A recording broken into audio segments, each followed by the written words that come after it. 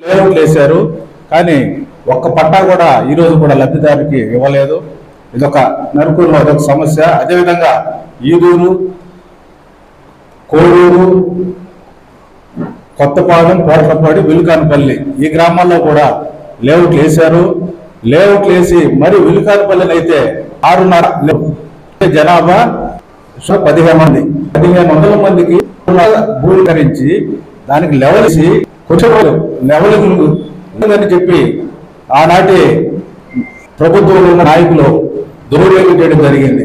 6.5 ఎకరా అంటే 100 మంది ఉండే విలేజ్కి 6.5 ఎకరాన్ని వాళ్ళు కనీసం 200 మందికి ఇచ్చారు అంతే.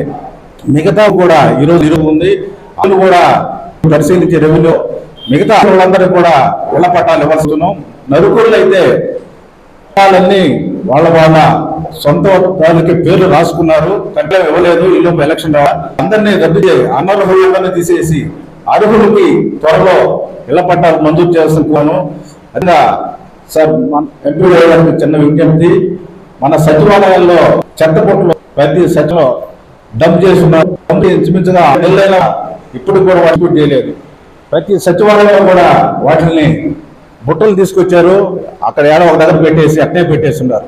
ఇప్పటికైనా వాటిని ఆ చెత్త బుట్టలు మీరు పంపిణీ చేస్తే మనం ప్రతి 3వ శనివారం కూడా స్వచ్ఛ మిషన్ కింద మనం కార్యక్రమం చేస్తూ ఉన్నాం.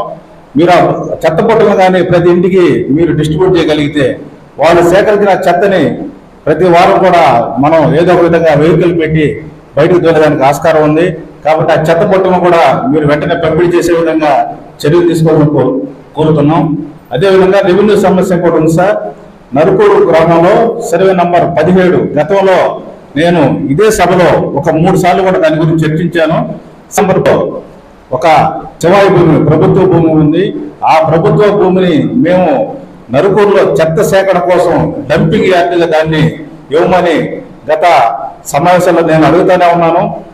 నేను గ్రీవెన్స్ లో కూడా దాన్ని అర్జీ పెట్టాను.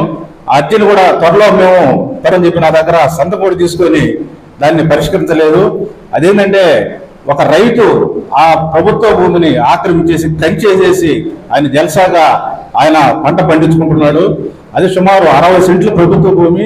మీరు ఆ ప్రభుత్వ భూమిని సర్వే చేసి మా పంచాయతీగా అప్పగిస్తే మేము దాన్ని డంపింగ్ యార్డుగా ఉపయోగించుకోవడానికి వీలుంటుంది. దయచేసి దీని మీద కూడా మీరు చర్యలు తీసుకోవాల్సిందిగా ఈ సభ కోరుతూ ఈ అవకాశం ఇచ్చిన మీకు ధన్యవాదాలు చేస్తున్నాను.